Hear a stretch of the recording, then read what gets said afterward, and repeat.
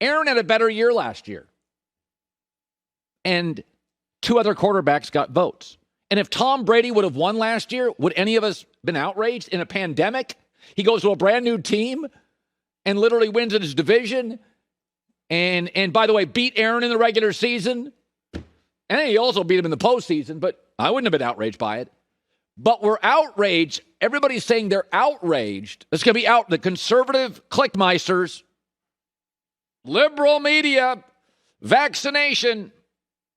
Well, actually, I can make an argument. Aaron, who had the second highest passer rating ever last year, was more deserving this year. And this year, I went this morning. I said, I'm not going to get into this political Chicago reporter Aaron Rodgers thing. And I went and looked at every stat. Joe Burrow should be MVP. He should be. Joe Burrow has less talent. He beats Aaron Rodgers in completion percentage. Aaron has fewer picks, touchdown passes the same. He gets more passing yards a game, over a yard more attempt. Again, the passer ratings are both. You get over 104, 105. They're both amazing. That's Aaron. But Joe has less talent, a younger roster. It's a losing franchise and a significantly tougher division. And in the biggest game for both teams out of division, it was Kansas City. Burrow was amazing. Aaron wasn't available. Burrow threw for 700 more yards. Higher completion percentage. Burrow leads the NFL with 15 touchdowns over 30 yards. 15. Aaron's got 2. Pro Football Focus, if we count everything. Joe Burrow's number 1. Aaron's number 4. If you're going to tell me, I always say this in college football, when Alabama lost to Texas A&M, I said, so what? You can't lose a road game in the SEC to a good program? Cincinnati played a bunch of nonsense. They met who was better. I'm not going to go on record solely whoever gets into the college football playoff, nor am I on the MVP. Aaron's in a crappy division. The Lions are 2 layups a year. The Bears were a mess this year, and the Vikings aren't very good, and they still beat Green Bay.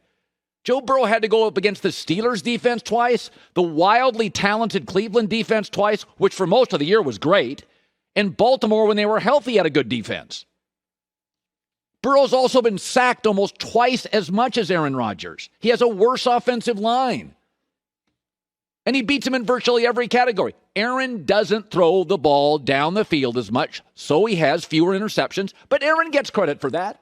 And he has a slightly higher passer rating. And the clickmeisters will make this about politics. Aaron was better last year and didn't get 6 votes. And Burrow this year, I think, is an argument to be made is better than Mahomes was last year or Allen was last year. Listen, we all know this. It's tougher to be a millionaire if you grow up in a childhood of chaos than it is if your dad was rich or your mom was rich. We all know this. Cincinnati didn't even have an outdoor practice facility. They play in a tougher division. They had a tougher schedule. He had a brutal offensive line. And he beats Aaron in almost every category. It's not a political thing. Deep dive. And I know these days because of the phone, and I'm guilty of this too, every day when I get home, I usually take a 15-minute nap, get a coffee, and then I read for 90 minutes. And the reason I read is because with these phones, it's very easy for all of us to just read headlines. So I force myself to sit down. I go to 6 or 7 or 8 or 9 sports columnists around the country that I like. I go to websites I like that have real news, and I force myself every day to read for an hour and a half, sometimes 2. Because I have that responsibility. I make enough mistakes as it is, but I want to be well-versed. And yesterday I'm looking at Burrow and Rodgers. Because I said, I think Aaron's it, but Burrow's close. And then you go back and you consider everything, and you're like, yeah, one guy plays in a way better division against way better teams and way better defenses. And by the way, is Matt LaFleur a better coach than Zach Taylor? You can certainly make that argument. So Aaron's got a better coach and a better organization and a better front office and an easier division. And Joe Burrow beat him in almost everything. Well, the interceptions, congrats. But I've always said, what did I say about Mike Tomlin this week? I don't want you to use this to get into the Hall of Fame as a coach. I didn't suck much. what did you do? I'm not really going to give you an MVP because, he doesn't throw many interceptions. How many touchdowns? Do you throw the ball down the field?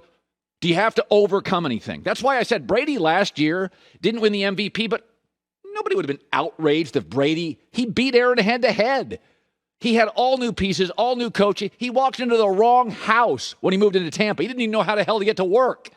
It's like it's what you overcome, not just numbers. And we know it's not just numbers. And if it was, Burrow would win because the two greatest quarterback years in the history of the sport are Brady and Manning, and they didn't win unanimously. So this is a political thing. The Clickmeisters will be out there saying it's about the vaccination. And I don't like that reporter's reason for not voting for him. That's nonsense. If you don't, whatever. But I do think it matters that in the biggest game on the NFL schedule this year, forget vaccination, no vaccination. It was Green Bay, Kansas City was our circle game. We all talked that was the Super Bowl. Aaron wasn't available.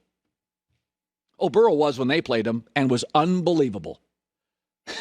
Was against a red-hot Chiefs defense. He tore it apart. I think if you're honest and get out of the politics and the nonsense, I think there's an absolute argument to be made. Burrow's the MVP. And by the way, this is not an anti-Aaron thing. The cheeseheads believe everybody's against them. No, we're not. I have defended Aaron on this. I've defended Aaron a million times. But I'm not a house guy. I don't wave a pom-pom. I don't wear a cheese hat. And if you live in Green Bay, that's what you want. You want the constant praise. Aaron's worthy of occasional criticism. He can be a little needy. He's great, but he's a little needy. But I think if you really are totally honest and take all the nonsense about vax and non-vax, I don't care. It's just, again, get vaxxed, boosted. I've been both. I have friends who haven't. Whatevs. I don't hang out and breathe on them, but, whatevs. It's not a mandate. Cole Beasley, fine receiver. If I'm Buffalo, I'd rather have Cole Beasley on my team than not, and he's unvaccinated. I'd rather have him on my team than not. But if you dig deep and you talk about what you overcome, Burrow, by the way, is also coming off a brutal injury.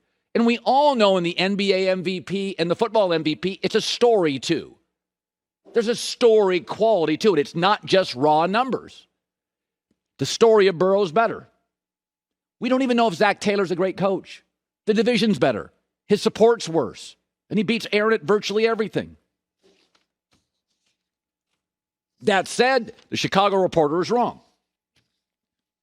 I don't think Aaron's a jerk. I think he's complex, and I don't think that's a reason not to vote for somebody. Hi, everybody. Thanks for watching. Subscribe here to get the latest from the show. Also, be sure to check out more of the best clips from The Herd or go watch a few segments from other shows on FS1.